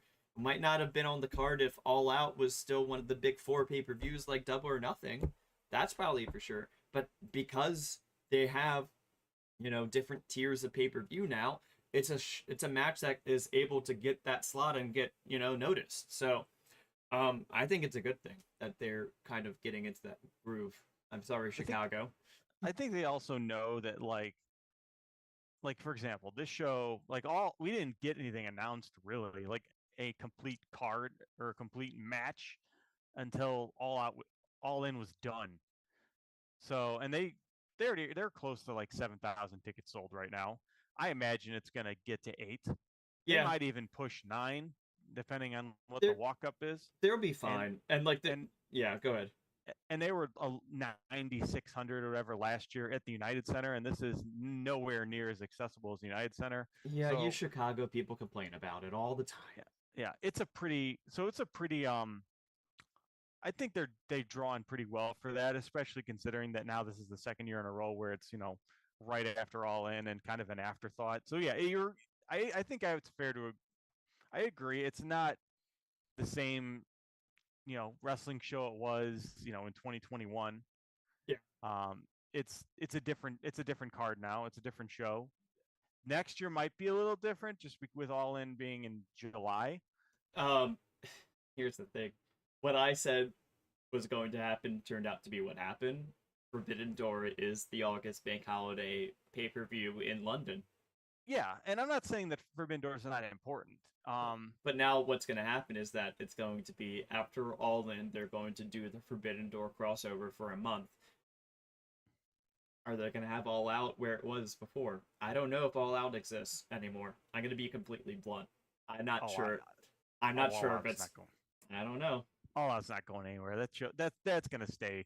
There's no reason to get rid of that. Now they may. Now here's the thing. It's no longer locked to Labor Day weekend, because now they've moved it off Labor Day weekend this year. So because normally it would be tomorrow. Yeah. Is when the show would be, and now it's a week. It's next week. I could see them pushing it further back, and next year I don't think they need to be the week after Labor Day weekend. It could be 3 weeks after Labor Day weekend. It could be early October. Well, there's no reason why it couldn't. Well, I would also point out that, of course, next year Grand Slam will be a pay-per-view in a different part of the year. So yeah, why is it even called Grand? Because it's not where the Australian Open is for tennis, is it? Is that where they do the tennis? I don't think that it is, but it is the place where the opening ceremonies for the Olympics when they're in Melbourne in a few years is. The same stadium. So I just feel I always like the Grand Slam tied to tennis. I guess it could be for baseball too if they really wanted to. Well, they don't really do baseball there. No. In Australia. Well, they're gonna. It is Melbourne is where the Australian Open is. Oh. So it's the same city. So it hashtag makes sense. It's not the same stadium, mind you. Well, then that's okay. But I'm wasting too much time on this. Is stupid. The sports park where they do the Australian Open is the same place where the stadium is that they're doing Grand Slam. So, got it. Makes total sense. But yeah, they moved it away from that, so now there is no longer the issue of scheduling for September next year. So yeah, it's possible that they move it back another week further, but I don't know. I wouldn't get wed to All Out existing, buddy. I don't know. I haven't had a single AEW show in my city all year, so maybe Chicago finally is gonna feel it. Well, you had that one pay-per-view, and then nobody went. So then they said you don't get any more. That was before the pandemic, also. So AEW didn't exist. I don't know what you're talking about. Michael Oku is the other hot boy coming out of this past weekend. He dropped his Riot Cabaret Championship. He dropped his Rev Pro Undisputed British Heavyweight Championship. He has been rumored to be negotiating with AEW. The sources that I have say that it was a plan to get all of the belts off of him this past weekend between all of the British indies. Because the belief is that he is signed amongst the indies in the UK. That is the belief. Yeah. I went A tier. I think he did get all those belts off him. I think that's a pretty strong sign. I would not discount someone going S, but I went A. I went S because I feel pretty confident that it's happening. I can understand people going A with it, but from what I've heard, and I'm usually somebody that is pretty conservative about using S tier. From what I've heard, it's over. So that's why I go with S tier. Okay, Um, I accept that. the committee's going with S tier for the record, also. Okay, sounds good. Also, for the record, Full Gear in 2019 at the Baltimore Royal Farms Arena had 8,200 people attending. So, Let's see if all. Do you think All Out will beat that? no, 8,200.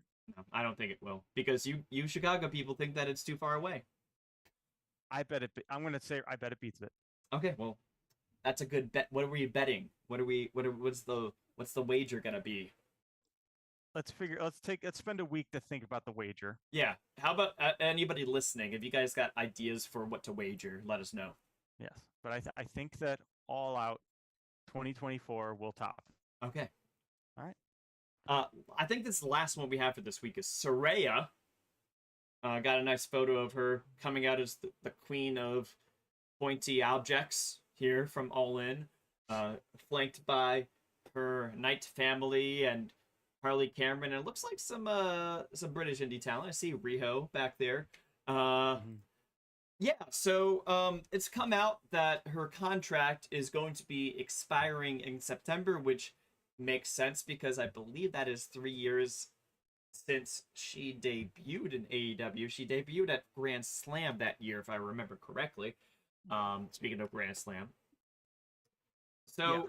Yeah, go ahead. So, at the risk of sounding like an unnamed WWE source. Oh, are you? Did you get the cheese platter? I did not. Oh. I would go for a nice charcuterie board though. So here's the situation. I know that when she signed, that her deal was very large, like so large to the point that some people thought it was too large. Yes. Thus, not to sound like a WWE source. Now, she came in with a fairly big push. Since that initial title run, she's just kind of been around. Yes. She's going to be an interesting one to see because I think if she gets a raise, that to me tells me that the paradigm is completely shifted in terms of, wrestler pay, especially in the wake of this Daniel Garcia and Swerve contracts. Yeah. And in terms of what AEW is willing to offer, and probably tells us, what their TV deal is, frankly. So yeah. she's going to be a really interesting canary in the coal mine. Yeah, and I would say also with that is that there's a possibility that she might not be looking at it as her own personal financial, if she is personally getting a raise, but also like Zach getting hired, and maybe she can try to get Ricky in AEW also, or if she leaves AEW, get her him signed to WWE if she goes back to WWE. She might look at that as kind of payment per se. Yes. And then I have to think, is she someone that WWE would want back at this point? That's a great question. Yeah. I'm going to fill up my coffee if you wanted to think about that. Sure. I want to think. So just thinking out loud right now, she's someone who, when she left, she largely left because, as most talents will, they kind of talked about believe is still going to offer her a contract. I think that they want to keep her around. And because they want to keep her around, I think that they are going to offer her at least what she was offered before. Will they offer her more? I don't know. I think that that's a difficult question to know. I don't know how bad they want her. And to be completely honest, I don't know that there's anything that they're going to do with her that they haven't already done. So she might be a situation where she's done everything that she can do in AEW, but I don't know what she can do in WWE either. In a lot of ways, I think the company has kind of moved past her. The whole industry, really, in a lot of ways, has kind of moved beyond um, her kind of style, Hmm. and especially in WWE, where they've, you know, been hyper focusing on bringing in these like college athletes and Yeah. gymnasts and people from other sports backgrounds and really training them into what a lot of people kind of call in NXT is like this almost CMLL lucha style that they're kind of having, But with a like lot of their the NIL talent that are coming in that are gymnastic based. yeah, and just kind of focusing on doing a lot of spots. I mean, Yes. it's a Yeah. very spot monkey type of presentation. Yeah.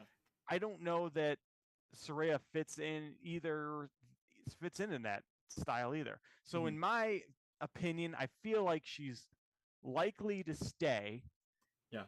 unless AEW just doesn't offer her enough for what she wants.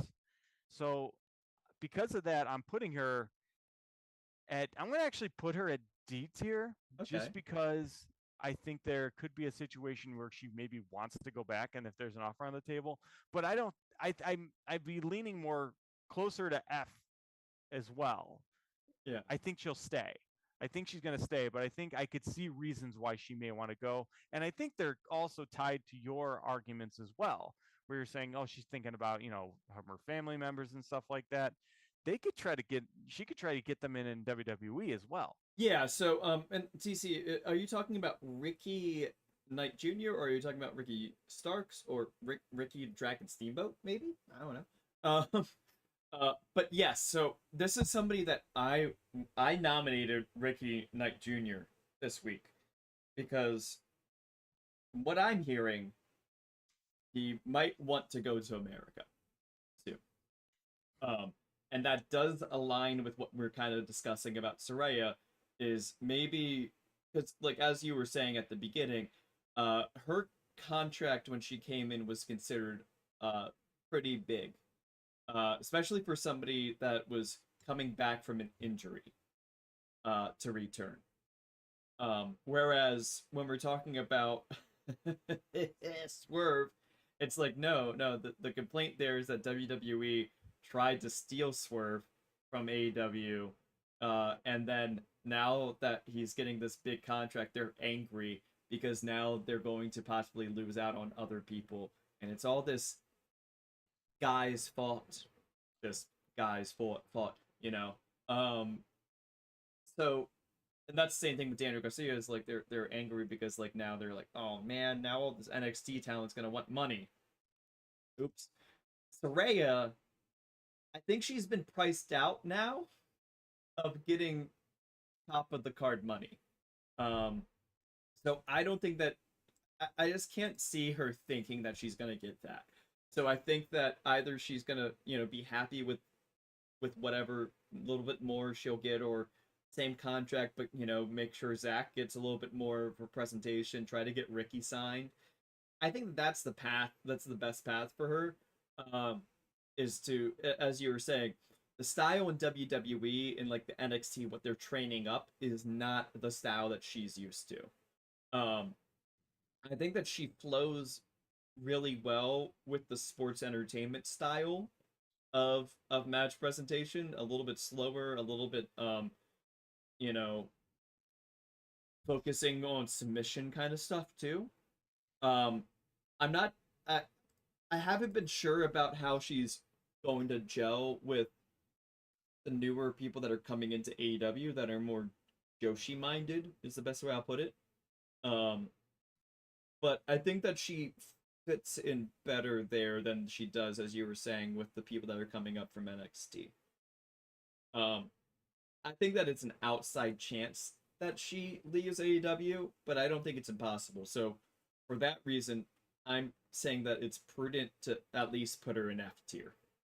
Yeah, and I think the main reason I'm leaning towards D is just I don't know what else she could do, Yeah, I think and she's done everything that she, as a singles performer, could do in AEW. yeah. Like, and even I'm looking at this situation right now where she's feuding with Jamie. And it's Ultimately, yeah, this it's is going to lead to Jamie Hayter versus Soraya, yes. which would be a perfect exit from the company if she really wanted to leave. Yeah. Yeah. It would be. And they're kind of presenting it also as like, Jamie's going after the people that quote unquote got her injured, kayfabe wise. So yeah, it's obvious that Jamie's gonna, if they do book it for All Out, I think that they should try to pace it a little bit more than just put it, on All Out. I think that would be a good match for Grand Slam, actually.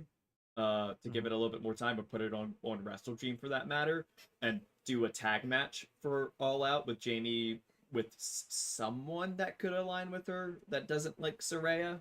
I don't know I who guess that would be, but it like, also depends how long Soraya's contract is. yeah, that's the thing. Is like if what I'm saying is impossible because Soraya's contract is about to come up like imminently, then like yeah, obviously like I think that the storyline, regardless of if Soraya leaves though, is Soraya losing to Jamie Hayter. Like that is the story. You know, Yes. Jamie gets come up it's over Soraya. I think that's the story regardless. So I don't think that if and when Jamie beats Soraya, I don't think that we can read a tea leaf out of that. But I think it's possible that when that does happen, that we will be hearing more about what will happen with Soraya.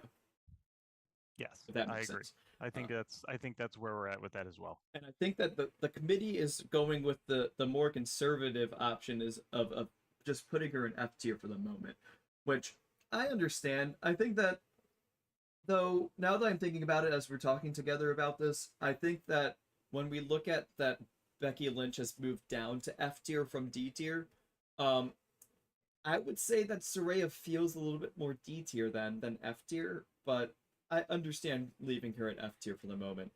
Mm-hmm. Yeah, I So agree. So that gets us to looking at the new tier list, which I had to quickly prepare this week, so that's why B tier. If for people that are watching the podcast, the B tier looks a little bit weird stylistically. Um, I'm not an architect, so just bear with me. Um, so let's go through the new tier list from S tier. If you want to read down, starting at S tier, and we can Sure. hop between each tier, each one of us taking a tier. Yep, that works. So in S tier, we have Hikuleo, Michael Oku, and the WWE and TNA relationship. Yeah, which we didn't really talk about this week, but like the fact of the matter is that it seems like we're just waiting on an official like statement of what the relationship is. So that's S tier. Yeah.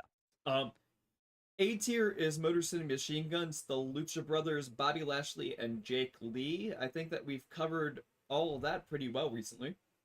Mm-hmm. Then we have Ricky Starks in B tier, along with Alex Windsor, Zilla Fatu, and MVP. Alex Windsor allegedly might be coming down the tier list for other reasons, but we'll get into that if we vote on her coming up. C tier, we have a spicy one to start off. This one is Speedball Mike Bailey, who just lost the X Division Championship, and he's one of two people booked for the Maple Leaf Pro Show that are from TNA. The other one is Josh Alexander. Josh is probably leaving TNA when his contract's over, so that's interesting to me. Um, got Mustafa Ali, Danhausen, and Megan Bain also in C tier. Yeah, we'll have to talk about those people next week. Yeah. All right. And then for D tier, we have Tekla, Kevin Owens, Viva Van, Sheamus, Jordan Grace, Shelton Benjamin, the AEW leaving Warner Brothers Discovery, Beth Phoenix, Joe Hendry, Mina Shirakawa, Ninja Mac, Shinsuke Nakamura, Dijak, The Hardys, and then Trevor Lee. Kevin Owens is another one I think we're going to be talking about next week. Uh, Possibly, yeah, depending on how things go with the show. And his contract is coming up. It's been confirmed now, even further that his contract is up in early 2025. January 31st. January 31st. We have a real date even. I That's I I have a real date. hello. We have sources. Wow, I Yes. have the sources in the UK. You have it in America, it sounds like, or Canada. Um, Now I don't know if in the last 3 years if he's had any injuries. I can't remember off the top of my head. That might change that, but I do know that the deal was January 31st, well, 2025. and then Mina Shirakawa is another one that might come up. We have some deep sources that are saying she has moved to America, which I don't, I don't necessarily believe because I haven't heard anything further, and I can't say the veracity of that source. But um, she's being featured pretty prominently on AEW television, which might just be because she's from Stardom, their sister promotion, but could be somebody to talk about next week. And also Hayden Ninja Mac, great guy. Um, Yeah, I think Mina is probably. I could see Mina. Obviously, I think the direction is going to be this feud with Mariah May. They're going to yeah, do yeah, that. If she's still around after that feud, then I think that's a pretty strong tell. yeah. And I think another thing that happened this past weekend was that she won the British Undisputed Women's Championship off of Danny Luna, Yes. which is another. It's a statement of that Mina is keeping an eye to international audiences and booking herself internationally, which doesn't necessarily mean that she's going to leave Stardom full time, but it could just mean that Stardom in this new structure within Bushi Road is keeping an eye on getting their talent pushed internationally. All right. Um, And then F tier is Suri, Utami, Hayashi, Shita, Hook. Oh, Jake Hager's supposed to be deleted. Well, people are seeing his face right now. If you're listening on the podcast, he was never there. Street Profits, El Hijo del Vikingo, El Hijo del Dr. Wagner Jr., Dustin Rhodes, El Hijo del Vikingo, Katsuhika Nakajima, Shane McMahon, Thunder Rosa, Alex Wolf, Britt Baker, Sami Zayn, Becky Lynch, Bozilla, all the Boziliaries out there, and Saraya. Yeah, I gotta update that graphic before we post that live for our people that follow us on X and on Substack. You will see a version of this that does not have the hat on it. And as I said previously, I would love to get, and as we talked about with Saraya, I think that Ricky Knight Jr. is somebody that we should be keeping an eye on about possibly making the jump from the British indie scene and getting over into America. That's somebody that I think that we should keep an eye on. Anything else that you wanted to hit on with any of the people down there with Sami Zayn, maybe? um I'd like to talk about Shelton Benjamin, but I think it could also Yes. this could tie You in. know, This is basically my hot take. yes. Let's. Oh yeah, we do have hot takes Yes. ready. We've been collecting hot takes for the past week now. But yes. The Bozillionaires rise up. Yes, AJ, you are correct on that. Can you give me your Shelton Benjamin take? So I was all set to remove him from and vote to remove him from the tier list this week. Okay. However, However, after the Mox re-debut on Dynamite, I feel pretty comfortable in thinking that there's a very good chance that Shelton Benjamin could join Mox's group mm, because I know for a fact that Mox was one of the people pushing hard for Shelton Benjamin to be brought into the company. And Shelton, I think, would honestly fit like a glove. We're going to get the return of Shelton X Benjamin on Dynamite. That is my prediction.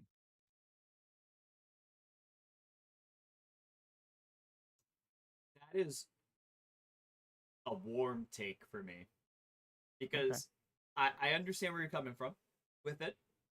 I just think that as far as I can tell in the near term, this is a vibe based thing. Is my vibe is that in the storyline, Mox is going to try to recruit Darby Allen. He's going to say no. They're going to have a match. Mox is then going to reveal his secret weapon recruit as like Powerhouse Hobbs, something like that. It's possible then that creates more with like Shelton Benjamin. Maybe I think you said Grizzled Young Veterans maybe in that stable. Yeah, maybe. Um, some people were saying like maybe this is how Mox is going to get all of his friends in, like Sammy Callahan. So that's a warm take for me. form. Oh man, Sammy Callahan might be in this group. That didn't. You didn't even think about that? I didn't even think about that. Yeah, But no, that it's the would make a lot of Bloodsport. sense. It's the Bloodsport Collective. Yeah. Bloodsport Combat Club. It'd be the Wrestling Revolver. They should probably just Yes. call this Revolver. They call the faction Wrestling Revolver. Yeah, it could, yeah. And then Blackpool Combat Club will change its name to Bastard Combat Club, of course. Yes. Okay, we got a hot take here. Hardcore matches are the peak of the sports entertainment style.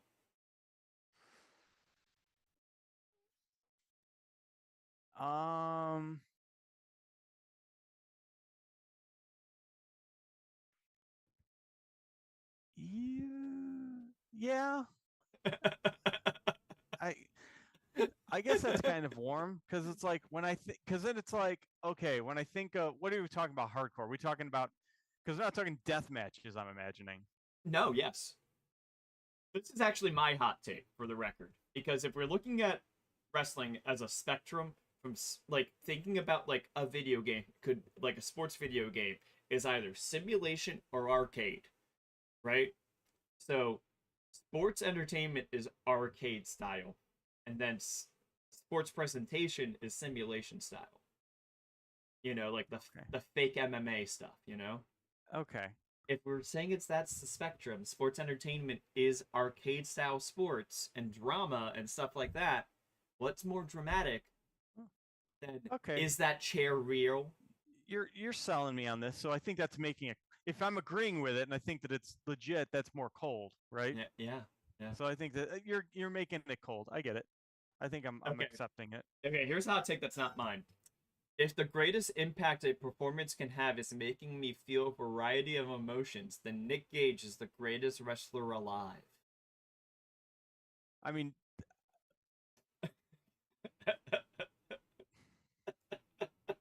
I guess that's just if that person feels that way, sure. Here's the thing. I love Nick Gage. Yeah.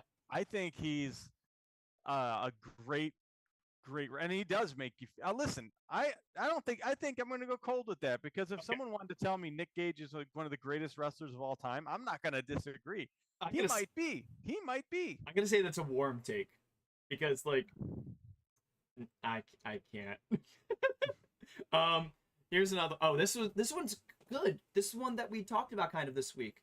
The Outcasts ultimately had a positive impact on AEW and were the first iteration of the creative team trying to put more of a focus on the women's division. The stable also led to a lot of the feuds and character development we're seeing today. I think that's a cold take. I think that's a cold take. I think that's very accurate. And the reason why I would even say that is because we were talking at the time that they were maybe even leading to a blood and guts match with that. Yeah. So, and they didn't, and that's unfortunate. But I think that, I agree. I think the Outcast was good. I think factions in wrestling are very good. Yes. I think all wrestling should have factions. Ooh, that's in my opinion, wrestling that is entirely faction based like Stardom or New Japan, that's the peak of wrestling. That's what is the best part. I don't think that's a hot take. Maybe it is. I mean, it's something that could go in the hot take section of our forum. Okay, here's one.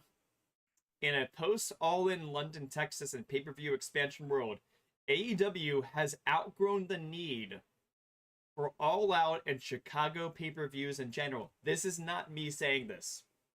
Say it again. Read it again. In a post All In London, Texas and pay-per-view expansion world, AEW has outgrown the need for All Out and Chicago pay-per-views in general. The need. Oh, what does it mean by the need, though? Okay, because I'll say this. I think you can make the argument that the annual Chicago pay-per-view. Okay, that's fine. But here's what I would say. I think you can make an argument that wrestling in general is going to become more and more international, and it's going to become more and more reliant on municipalities giving money to both of them. They're both going to rely on that, and it's going to be less and less about ticket sales. Wrestling in general is, over the last, I'd say, decade, has become less and less consumer to business in terms of revenue and become more and more business to business or municipality to business. And that's going to keep happening. And I think So I actually kind of agree with that to an extent because I think I don't think the city of Chicago is necessarily a city that's going to go out of their way and throw a bunch of money to get a WrestleMania or to get a uh, or to get AEW or get anything outside of like maybe like the Olympics or something. But Yeah. even then, they tried to do the Olympics in 2016 and tried to fought for that, and the city just like revolted. Yeah.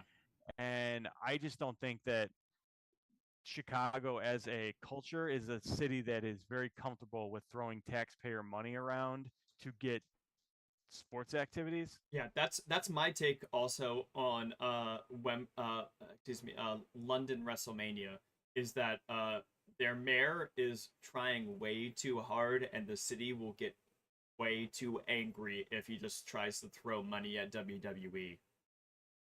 Well, I don't think that. I think that they're going to get SummerSlam next year. Maybe. I think that's why All In is not happening there. Um, this one is one that I a lot of thoughts on. The finger poke of doom was an insane and cool twist. That's a hot take. That is a steaming hot like as somebody that watched WCW live, that is the hottest of takes that I could possibly think of because I think that what should have happened, this is my hot take, is that they should have a real match and Nash should have beat Hogan and then the NWO would have just died. Yeah, that should have been the end of NWO. That should have been the end. Yes. I honestly feel like and my opinion is that this whole thing jumped the shark once Sting joined the Wolfpack. Yes. Yes. Well, it was like Lex Luger and Sting, and you're like, why? Wait, no, these were like the WCW got. Like they were the like pro, promotion, rah rah. Let's get rid of these guys, and now you're joining the NWO. What's going on? Yeah. Tangentially, this is my hot take based off that one. The Bloodline storyline should have ended with Cody winning at 39 and then Jey Uso beating Roman at SummerSlam 2023, the 3-year anniversary of Roman returning and how the Bloodline started. Was 39 the one that Cody lost? Yes. See, I disagree. I was actually, before 39 happened, I was one of the few people arguing that Cody should have lost. And I had been arguing that in fact, I argued that Cody should have lost at 40 and they should have kept it going.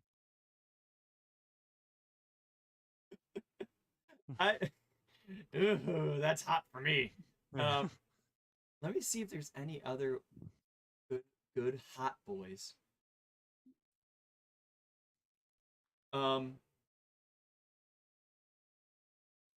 Those were like the oh, here's one. Here's my take.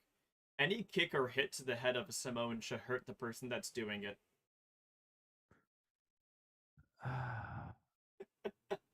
Like well, how does it work? Happen, right? Yeah, but it's like only with the headbutt to headbutt for a Samoan. But I'm saying like if you try to super kick a Samoan, your foot should hurt. Yeah. Here's my hot take. If they try to do that stuff with a Tongan, that's borderline racism. You're right. It's like because then you're just assuming all Pacific Islanders are the same. No. Yeah. Okay, last one is have you heard about LED discourse? No. Like the ring aprons, the LED ring aprons?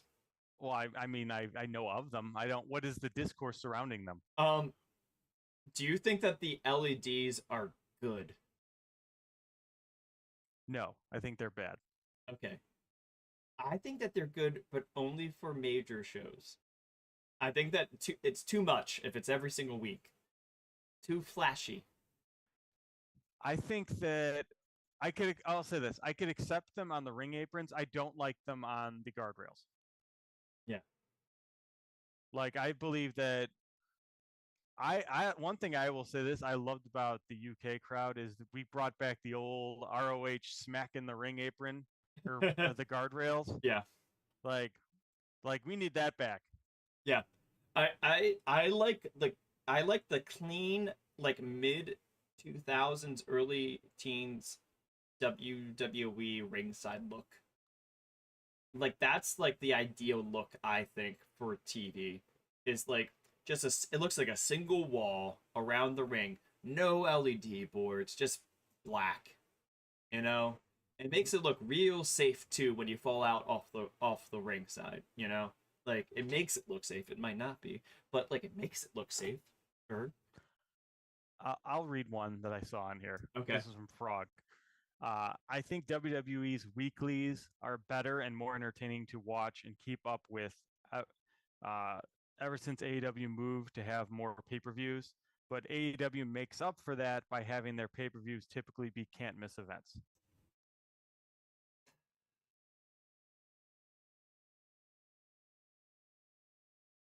That's hot. I think it's hot too. I'll say this, especially because, and not even so much that like, say what you will about WWE television. I think it's just, I think they've gotten better with matches, but they still present them stuff in different ways. Like, I think that AEW's weeklies, I could understand why somebody might feel that they have felt less special since the expansion of the pay-per-view calendar. However, like WWE weeklies are just so hard to watch them. There's so many like I have to if I do watch them, I have to watch them on VOD because like the commercials are so long. WWE pay-per-views, I will say, are genuinely very hard to watch live. There's Yes, just a yes. lot of downtime. It's just a lot of drag. The last two WWE pay-per-views, I was able to, because I think the last one was SummerSlam, and like they put Collision before SummerSlam. I think that there was something else that night. I can't remember now, but like I was able to watch two different wrestling shows, one of which was a live weekly TV, or it might have been New Japan or something like that, and WWE's pay-per-view at the same time because the breaks between the matches for WWE were so long that I could just hop over to the other show and watch that easily. Like, I don't understand why they do that. I don't understand why they do that. It's like it makes it infuriating to watch the show when like you have a 5-hour program and only like an hour of it you have to actually watch. Like what's the point? It's very similar to UFC, I think. I hate UFC. That's my hot take is that UFC is I would rather watch fake UFC like wrestling made to look like it's UFC than watch actual UFC. Right, but it's like with UFC where they kind of have each match like set to start at a certain time, and if the match before like ends like really quick, they're not going to start it early. They're just going to fill it with like, commentary booth and video packages and just, analysis until that time. So it could be like 25 minutes of that. But the problem is it's like UFC kind of has an excuse because, they don't know when the matches are going to end. WWE doesn't have that excuse.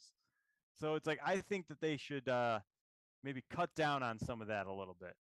Mm-hmm. But that would require them to kind of have more matches, and maybe they don't want to do that for various reasons. Oh, somebody's pointing out that the what is it, the strap match between CM Punk and Drew McIntyre, they put giant red lights and green lights on the turnbuckles. Yeah, I think we need to reduce the number of lights in wrestling by like 30%, just across the board. Yeah. Anyway, I think that gets us to the end of this week's episode of WrestleWatch. Is that right with you? Yep, I think so. So we're gonna go ahead and end it for now, but we will be back next week. I don't know if we're sure which day yet, right? We still got to figure that out. Yeah, we have to figure that out. It'll either be Wednesday evenings or sometime in the morning on or mid-afternoon on weekends, I think is what we're thinking about. Just, for reference, I professionally I work for touring musicians. I'm about to be going out on a tour with one of those musicians for the next month and a half. So I have 2 days off every single week. It's the same day every single week, but those are weekdays, and that might not always line up well with Doug's schedule. So we're gonna figure it out. We will let you guys know on our social media channels what the decision is, and we'll make sure that when we go live that you guys are all informed of that. So in the meantime, make sure to please subscribe to us on YouTube, on X, on Substack, so that you get updates as soon as we get them out. And you will get the correct version of the tier list, which will not have Jake Hager on it. And please go on Spotify and give us a review. Yeah. Or go on Apple Podcast and give us a review. I'd like to see some reviews on there. I don't think we have any yet. It'd be kind of cool to see one. Yeah. So with that, I'm Ryan. And I'm Doug. Thank you all